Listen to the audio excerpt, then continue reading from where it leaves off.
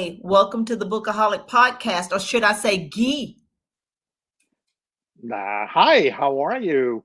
I'm very glad Good. to hear. Yes, I'm fine. And you? So should I do the guy or should I do Guy? I don't know. Guy is the first name, but I said guy. Yeah, I am a guy, but I'm The I'm Guy. confused. Guy, the French pronunciation. Sure, absolutely. Yes, Yes, and yes, thank you yes. for having me Well, on your show. I'm really excited to be here. yes, I am glad to have you on my show because you are the first guest out of all the guests that I've had where we're going to be talking about restaurants and food. Yes, Yay. okay, So that's a good topic. So, yes, a totally new topic. Now, the name of your book called Conversations Behind the Kitchen Door 50 hmm American Chefs Chart Today's Food Culture. And I want to dive into this a little bit further. First of all, why did you want to write this book? Sure. So, in fact, I didn't start with the idea of writing a book. I started with having a podcast, and that's something Yes, that I started saw in back in 2018. The podcast that. is called Flavors Unknown, and I talk Yes. to chefs and pastry chefs and mixologists from around the country that have been awarded. Mhm. And in the course of my career, I'm in marketing for a food ingredient company. I have moderated a lot of those panel discussions with those individuals, and I always wanted to continue the conversations beyond the space of my industry. So that's why I created the Mhm. podcast. And then I would say Mhm. just before the pandemic, I had a lot of people that I'm in contact with through my Instagram on Flavors Unknown that listen to the podcast and say, hey, there's great ideas in there, the great conversations. Maybe you should think about writing a book. And I'm like, writing a book, that's a good idea.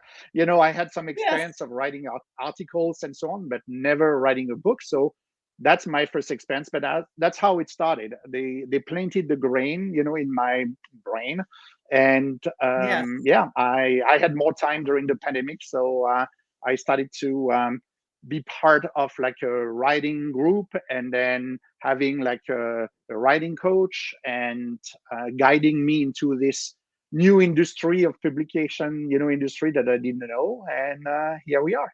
Got an agent, and she pitched like different book publishers, and one was interested with the idea. Wow. I talk to a lot of course, authors on this channel. hmm And so I do have talked to my fair share of book coaches. And I was getting ready to ask you, coming from the food industry, how did you publish this book? And, you went down all the right channels. You got a book coach, and then you were Yeah, fortunate enough to get an agent. Some people don't get agents, but they continue I their know. self-publishing journey anyway. Yeah, so when again, when I approach something, like I approach the podcast, I approach the writing. I am the type of person to look at best practices, what are like the Mhm. different path that I could take. And of course there was self-publishing, or there were traditional publishing. And I decided, because I wanted to go beyond the online sales, that I will go with traditional publishing. So it meant Mhm. that I had to develop and write a book proposal, and then pitch that book proposal to different agents. Right. I got different agents, and then after that, going into like having a publisher. So yeah, I went through Right. this whole experience, while writing the book. Right, exactly, exactly, and luckily, that's maybe is the only thing that we can say luckily for the pandemic is that you had the time to do that. Yeah, yeah. I decided to use those hours that usually I spend traveling. I travel a lot within the country and outside the country for my work, my day job, I would say. Yes. And obviously, during the pandemic, I was, tied to my to my home desk. So I decided to, Right. to use that time. Yeah. So, but I Yes. was lucky to Well, get, to get an agent, but it's not easy. I pitched, I think probably, I would say 14, 15 different agents, which is not a lot compared to a lot of people. And two were true. very interested with the idea. One wanted to publish the way the book was, and the other one that was a little bit in the food space challenged me, and she said, I like the story about the chefs. This is great things that you have, but there's not enough of you in the book. So if she challenged me to rewrite my 2 chapters that I have written at that time, and say, I need to Mhm. have more of your experience, what you have done, and so on. And after I did it, then she said, okay, I'm ready to represent you. So I Wow. decided to go with her because she challenged me. So Yes, yes, yes. Well, that I'm glad you segued to that area because, I like to lay down the foundation of why you were qualified to write this book. And so we're going to start very early. Your mother taught you how to cook when you were 6, I believe. Is that correct? yes, yes. I grew up Yes, in France, and I was in France until I was like 38 years old, and then I moved here to the US for professional reason, yes. and I decided to stay here. So 20 years ago. But yes, I started looking at food through the eyes of my mother. I would say, and cook with her when I was 6, 7 years old. She was from the northeast part of France, near the Alsace region, called the Mhm. Lorraine. And of course, one specific dish is very famous for that reason is the quiche. Quiche is the quiche Right. Lorraine, and so she taught me when I was 6, 7 how to make a quiche Lorraine from scratch. So that's how I went Yes. into my passion for food started. Yes, yes, yes, yes. And since then, so you've never owned a restaurant or anything like that. You went into Not at food all. marketing. Just marketing. Yes, correct. So I had an uncle that I didn't know too well because he passed away when I was young, but in France, he Mhm. owned like a restaurant and a hotel. So I spent Oh, some time in the summer to help him around. So I thought it was fun. But I believe that yeah. even if this is something that I would have loved to do, I think my parents observing the lifestyle of my uncle, not being able to have any vacation and so on. And my father was a French teacher, Latin and Greek teacher, so kind of like education was important for them. So if I would have come back home and say, hey, I want to become a chef, they would have said, that's not going to work. And it was like it was like in the mid 70s. I was, yeah, so I'm from 63. So that's you have to put back this into the context of that time. So no, Yes. I didn't go there. I went for chemistry. I did chemistry, a master of chemistry, and after an MBA on marketing. And I had the chance, in fact, to validate my MBA, to do an internship into an industry that I had absolutely no idea that it was existed before that time. It's called like the Mhm. flavor industry, and I was in the south of France, so I did it in Grasse. And Yeah. this is kind of the hub for fragrance and flavors in France. And I fell in love with this industry. It was I think the intersection of my science background and as well my kind of like creative side, and then as well Mhm. my passion for food. So Yes. I went into this and I did my whole career in the flavor industry. Well, I will tell you, I have a friend. She used to live in my same town, but she's now moved to, I think, New Jersey, where you are. Okay, But sure. she's a food scientist. And I Mm-hmm. had never met or known of a food scientist before until I met that particular friend. So that's kind of like in your bailiwick. And the second Mm-hmm. thing is that I would say somewhere around 2011, 2012, I started my internet journey of being the seasoning queen. And Oh, yeah. I wanted to do that because at my house, my husband takes care of cooking the meats, but I Mm-hmm. always season them. I always flavor them. And I had Mm-hmm. developed, and I still have developed, a way in which I season food that just makes it, one person's steak and then versus my steak is two different things done at Absolutely. home. So, because Yeah, I just have that natural knack for creating flavors and seasonings for our foods. So, of that's course, you've great. taken this well beyond, well beyond what I do at my house, and you've showed us how, you came to that. But how did you decide? I know these people were possibly on your podcast, but how were you able to narrow it down to just the 50 American chefs Yeah, for it's a this? good question. It was not in an easy choices, because the book is based on the three first seasons, and I had more than 50 chefs, or culinary leaders already on the podcast. But it was really Mhm. looking at. I went through like all the recordings, all the transcripts. You know what it is, and then Yes. I looked at what are like the common threads that I can see through those conversations that can be interesting for foodies, but as well for other chefs. And Yeah. that's how I started. So I started to identify those themes that became my chapter, headers. And when Mhm. I've done that, then I went back to all those discussions and I started to select, okay, what are like the best stories that can really illustrate the content of a particular theme. And but Yes. I want to be clear as well for the people listening that my book is not a transcription of the conversation that I had in the podcast. I had a lot of other private conversations with those individuals when I Mhm. started to structure my book. And as well, I put a lot of my own experience and other encounters that I had in the industry. So it's beyond, Yes. far beyond the original content from the podcast. Yes. Yes, yes, yes. Well, I'm one of those people that I look at the Food Network.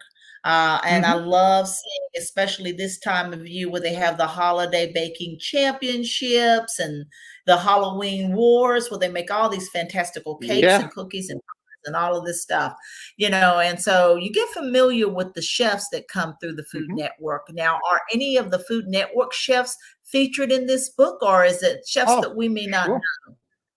No, I mean there is really a wide range of individuals.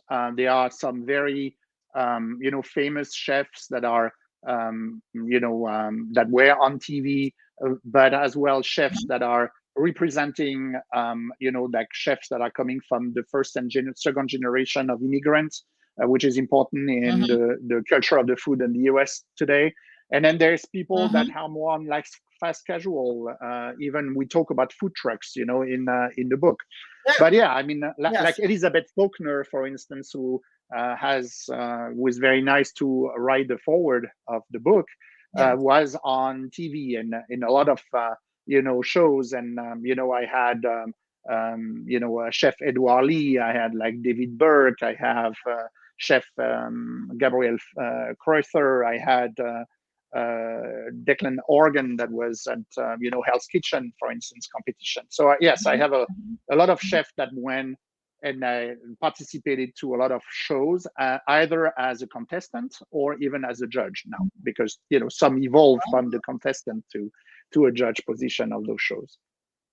Yes, yes, yes, yes. I just finished binge watching around the Thanksgiving holiday a show about the best bartender maybe in America on Netflix. I think it was on Hmm. Netflix. And it was so very interesting. And that's not the title of the show. I forgot the title of the show, but it's on Netflix. Okay.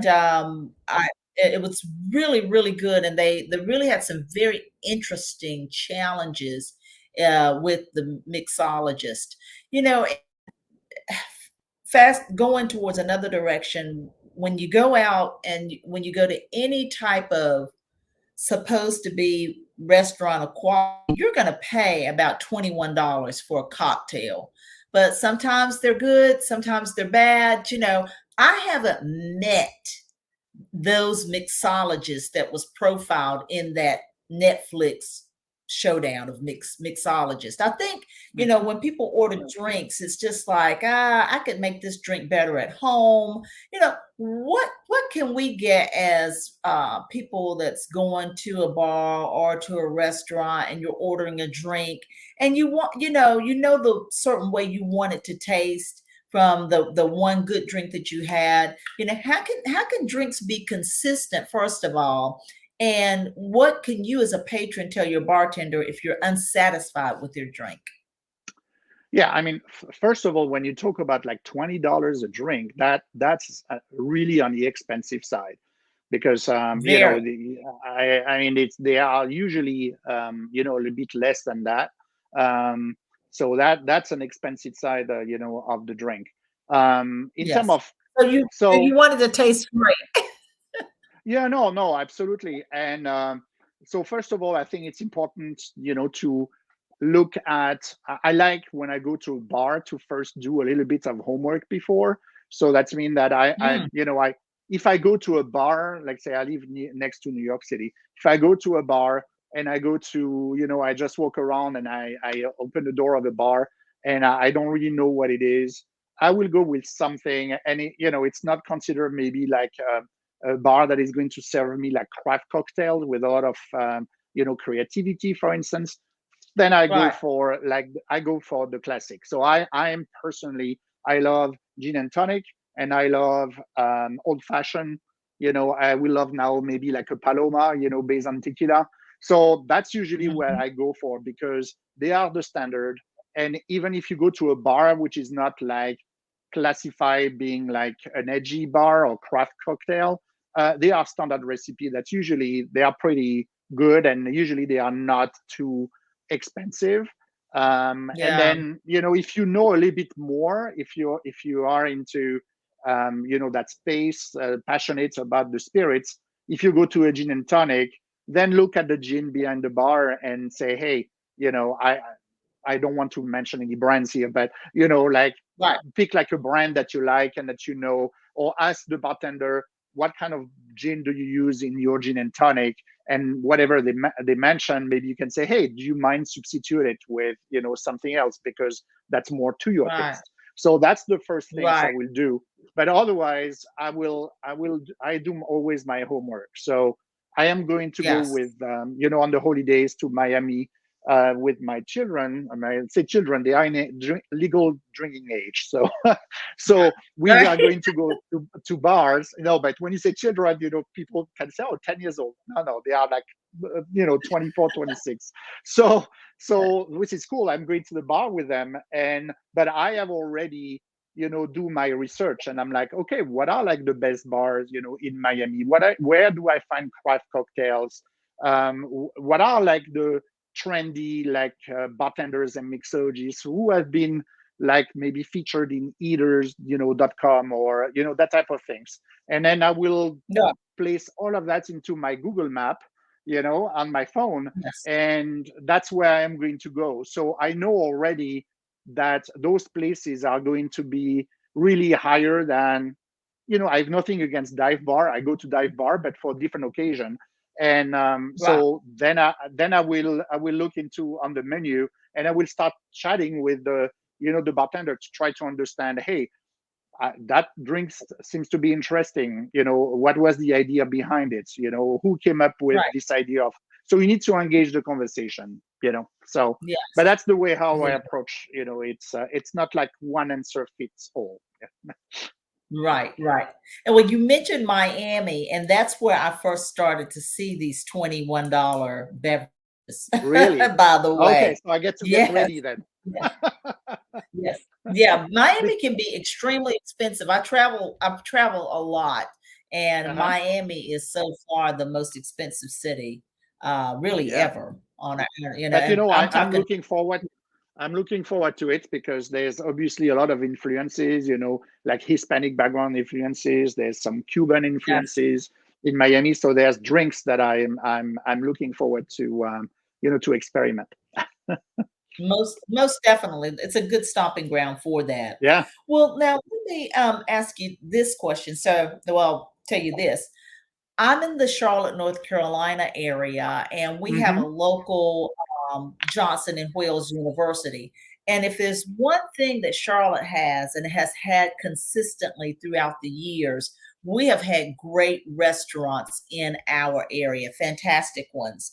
So I'm sure. going to go back to Charlotte, but I'm going to put you on the spot and I'm going to Aha. ask you yes, 5 cities, and I want you to tell me, based on your experience, based on you talking with people, I want 5 restaurant recommendations from the following cities. So, Atlanta, what's the one restaurant in Atlanta you would recommend people to go check out? Wow, you put me on the spot on this one. Yeah. Um, Atlanta. So I have to, I'm getting old as well. So now I need to keep in mind and remember, um, because I don't want to say something wrong. Oh, but can I check my my Google Yeah, Map, check, because check.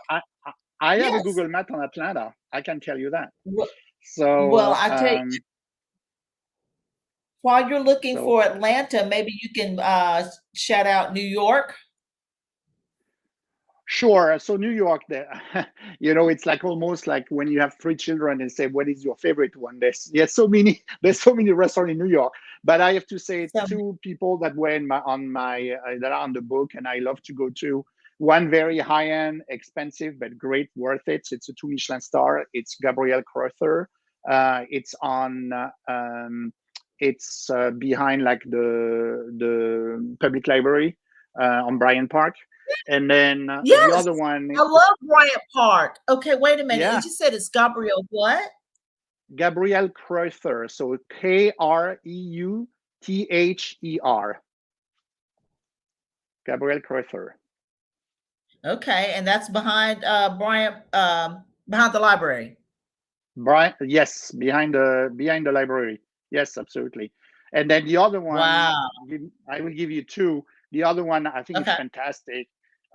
It's called Loring Place. Loring, Loring Place, and the chef his name is Dan Kluger, and he has a fantastic book that, if you love cooking, that is really well done and well organized, even if you are not like someone like too keen on cooking. It's called Chasing Mhm. Flavors. So you should, that should Ooh, be a book in your collection, definitely. wow. Ooh, uh, okay, definitely. All right. okay, So did you so find now, Atlanta yet? no, because some of the things, this is like, so you should have sent me that information before that I could prep. Uh, Well, um, this is what makes a great I podcast. mean, What about the thing that Chicago? I to, the thing that I have to go in Atlanta, if I love to go to, I love those new food halls, that you can Yes, find in big yes. cities. And there's the Ponce City, Ponce City Market, which is like a great place, to be in Atlanta. So I love to go there. But I'll come back to you Yes. on this, because I need to find, there's like one specific restaurant that I love in Atlanta, and Gun Show. It's called Gun Show, Gunshow, and this is really an interesting concept. They have, if you've never been there, um, the they have like several chefs that are. It's an open kitchen, and there's just several chefs that are there. And in fact, Yes. each chef have developed like some items on the menu, so you don't Okay. pick anything. You are going to have, they prepare the dishes, and they bring, the chef is going one of the chef is going to bring you their dish first, and they said you want it, and they are going to explain to you what it is. You can pass, or you can take it, and then they will give it to you to your table. And then a little bit after, you have another chef that will come with whatever, like, recipe and concept that they have done, they will present to you. And again, you can pass or you can accept. And I think it's a fantastic concept. So it's called Gun Show. Oh, You should try. that's very interesting. Okay, we got that. Now, what I about heard Chicago? I got Chicago, correct? 3 more. Chicago. Yeah, Chicago. So I have two. I mean, this again, Chicago is a fantastic place for food. I have to say, I have two that I want to mention to you. One is really different and special. It's not in the center, it's more in the south, and it's in a Hispanic area. It's called Okay. Birria Saragossa. So it's a very interesting things based on meat, and it's based on goat meat. And it is so Birria, and Saragossa is the name of the family, started with a Z. So that's one. And then the other Okay. one is a concept. It's called Buff House, but so it's the buff. So it's a kind of modern steakhouse, but it's buff, which is the beef in French, and then the Oh, house, like the yes. house, but in German with like HAUS. So it's Buff House, Oh, wow. Okay, and got it. this is and they have fantastic beignet that I love, where they have like I don't want to I don't remember exactly what is the meat inside, but it's juicy, it's Mhm. fantastic. It's an appetizer, and that's my go-to when I am in in Chicago. So that three Wow, that cities. sounds great. What else do you have? Wow.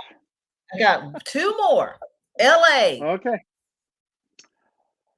Oh my gosh, you are selecting the one that is like very difficult because there's so many. I Uh, know. My I mean, son lives in LA. there's so many. In which area of LA does he live? Do you know? Okay, he lives in, like, in Hollywood, basically, but, Okay. I would say Uh, don't worry about his think about me. think about you. Okay. So what do you like? Oh, I love all kinds of food, All all kinds of food. kinds. Okay. So I'm let me see. definitely a So yeah, Los Angeles. So I can show you, and then you'll see why it's difficult. If people will see my phone, that's my okay. map of Los Angeles with all the dots are the restaurants that I like. Oh my You gosh. see it? Oh Okay. gosh. Wait, hold So now you on. need to pick one. So okay. Yes. So I'm going to go there, and let's see what I'm going to pick for you. Um, I am going to pick something which is. Da, da, da, da. Sorry, I know I'm taking some time here. Um, Oh, you're what good. do I don't know if I'm good. This is the one I like, but let me see.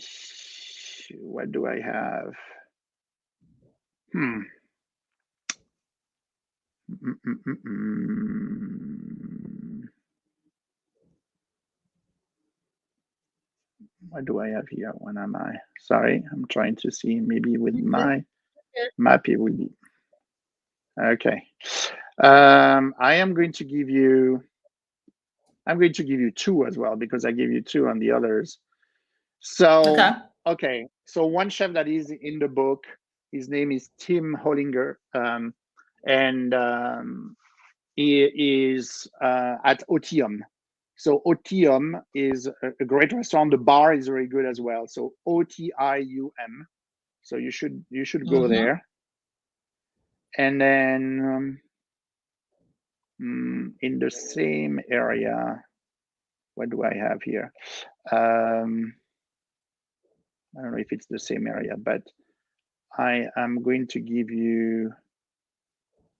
I mean, something which is really like fast casual, great taco concept is the whole family Mhm. like guisados. So Guisados. It's like great tacos, and there's different locations, like throughout Los Angeles, which is Okay. really really good. Um, Okay. and Okay. Yeah, I mean, this is Oh, it. So, and the last yes. one, And the last one is where I'm at, Charlotte, North Carolina. oh, that one is going to be not too complicated because I need to go back to make sure that I pronounce it correctly. But Okay. I had not too long ago on my podcast a chef from Charlotte. So Chris Yes. Coleman, have you heard his name? Chris Coleman, Coleman. No, not no. And so he is, um, in fact, so the restaurant, he has two restaurants. He has the Goodyear House I've heard of and that. Old Town, which is, I think, a little bit different district from Charlotte. But Oh, the Goodyear House and Old Town. Great guy. oh, He is inspired by Southern cuisine, with modern twists, and you definitely should go yes. there. And if you go there, mention my name and the podcast. He will remember. I certainly will. I certainly will. Now, so those are great recommendations, and that's what you get when you write a book about food and when you talk to great chefs across America, and they're not just the ones that's on the Food Network TV. So Oh share no, with me, yeah, your top three trends in food. my top three trends. So I have to say one is really driven by the influence of what I've mentioned before. So the immigrant, second generation, Mm, the one that grew up here, but where the parents came, from a different country. So you have a lot. But I say that's probably my favorite one is um, I would say from Peruvian. So there's a lot of mm, trends from Peruvian cuisine bubbling up in like the East Coast and the West Coast. mhm. And it's interesting with Peru because it has like the same culture, a little bit of immigrants than here in the US. They had the waves Okay, of Spanish first, obviously, but then after that they right, had Chinese and then Japanese. So the Japanese right, influence is very strong. And then there is right, a new trend in the US, which is the combination of Peruvian and Japanese. It's called the Nikkei right. cuisine. It's Nikkei, and Oh, they have restaurants, like that are popping up with that trends in the different part of the country. So look into it. It's called Nikkei oh, cuisine. I think okay. it's a good trend that is going to develop. Another one is obviously it's not new, but it's continuing. It's still the connection with the immigration, but it's the renewal of the South, which is in fact throughout the South, you have pockets of um, immigration, like Vietnamese, community in New Orleans, for instance, or Korean community in Kentucky, and so on. So you have that Mhm. influence of those in people that have their own food markets, and the chefs that are local are, you know, going to those food markets and discovering like different herbs and spices and so on, and they are Right, combining this with the recipe from the south. So you are going to find like, right, right, fried chicken sandwich with maybe some Korean influence or with like Vietnamese influence and so on. So that's a big trend that I see. okay. Another one is I would say, the plant based. So I Yeah, think it's yeah. really celebrating like the vegetables, and I feel Mhm. that chefs now are spending a lot of time to bringing great taste to vegetable centric dishes. And I'm not talking about mimicking like the taste of the with like meat alternatives, for instance. Right, It's been a right. trend, but I think we see that declining. What we see Mhm. really continuing to grow is fantastic dishes that celebrates vegetables. So we see a lot Right. of chefs doing this. So that's Yes. the three trends. There's many more, but that's the three that Well, I'm passionate when about. you when you speak about vegetables, there's three that I can think of that they're here to stay and they've settled out. But I remember seeing the rise of these three vegetables at restaurants, and that's Okay, tell me. Hmm. cauliflower, asparagus, and Brussels sprouts. And they weren't cooked like what your mother cooked. I mean, when you were growing up, my mother was a very good cook, but Brussels sprouts and asparagus and cauliflower were just not the three that she Yeah, made, so well. And so that's what's made people like Brussels sprouts a bit more, once that's you true. taste them at the restaurant and you recreate them at your house, Yeah, like I stir fry Brussels sprouts and it's delicious. But if you were yeah. to put them in a pot of water, like my mother used to put in, and they'd be all Blanch sogged them. Yeah, out, and yeah, so anyway, yeah. so I've seen So that. if you have an air fryer, try the Brussels sprouts in the Yeah. air fryer. It's really good as Ooh. well. Oh, So yeah, wow, that's a great idea. yeah, Oh, I will try absolutely. that. Yeah. Oh, that's making me so happy. I can't believe it. Now, and one last thing, Emmanuel, I've Sure. seen where turmeric Hmm. turmeric has gone wild. It's in everything. It's Yeah, in smoothies. It's in sure, medications. It's a mirror. sure. It's just all. It's a skin brightener. It's gone bananas. And kind of like the paint industry. Weeks, I'm sure the paint industry is going to announce the 2023 color of the year. What if you could name the 2023 spice Oh my gosh. flavoring herb of the year, what would it be? Wow. I will know it. I will be on an island, like celebrating my dollars because I have like crystal ball. um, Yeah. so up and coming. Um, I Or think it's just whatever probably you good. see. Yeah, but I think that I'm going back to my Peruvian thing because we have seen Yeah. Chile like being very spicy food, and Chile's like Mhm. very important, Mhm. and obviously we have seen a lot of the Mexican one. But I Yes. think that people have not really yet experiment too much with the Peruvian Chile, because I don't know if you know that, but people think, like, for instance, like Latin American cuisine, it's spicy. In fact, there's only two Yeah. countries that have spicy food. It's Mexico Ah, and Peru. That's it. The rest do not use any chiles. So okay. now we know quite well, like the different, chipotle and jalapeno and habanero and all of this, from Mexico. Mhm. Yes. Now I think it's Yes. time to go. So to answer your question, I will go with, so in Chile, in Peru it's called ají. So AJI. So it's ají Okay. for Chile, Okay. and it's so I will go with ají amarillo, which is yellow in Spanish. So the yellow Okay. Chile, Right. and then the Right. rocoto, which is the red one. So that's what I will look. I will look into, ají amarillo and ají rocoto. Wow. Okay. Quite a Probably, prediction there. probably, I'm not sure this is going to be, the prediction, because I can think about blue fenugreek as well, which is a great spice, coming from the Middle East, Oh, which probably is going to be interesting as well. But you know, that's very good. I hope that the drink that you have tasted, like chili crisp, you have tasted those chili I crisp, have and not, and uh, I'm not a spicy food eater. really, okay. No, Okay, no, but I am not a well, spicy food I like chili crisp too. So that's one of the big things Oh, that we see at the moment.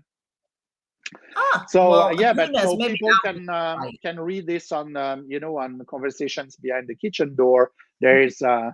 and then they can follow me on Instagram on Flavors Unknown. I always post like new things everywhere I am going around the Yes. country. And then listen to the podcast as well, Flavors Unknown. There's every other week I have like a new conversations with with chefs or mixologists or pastry chefs, so Yes. they could Well, that sounds great. I will be traveling to Africa, to Ghana, next oh, year, nice. so maybe I'll check out to you, for some advice over Absolutely. there. Absolutely, because I've been to Kenya, in Africa. And then Okay. I just went in October, I went to Madagascar, which is the island on Oh, the east wow. coast of Africa. So I spent three Yes, weeks, yes, yes. there with chefs as well too. So which was interesting. Wow. Okay, yeah, I'll reach back out to you. Well, Yeah. Emmanuel, I really appreciate you. Thank you so much. And everybody can just look in the podcast show notes or in the video description box on YouTube for links to Emmanuel's social media and also how to purchase Conversations Behind the Kitchen Door 50 American Chefs Chart Today's Food Culture. Emmanuel, thank you for enlightening us about food. Thank you very much for having me on your show. I appreciate it. Thank you.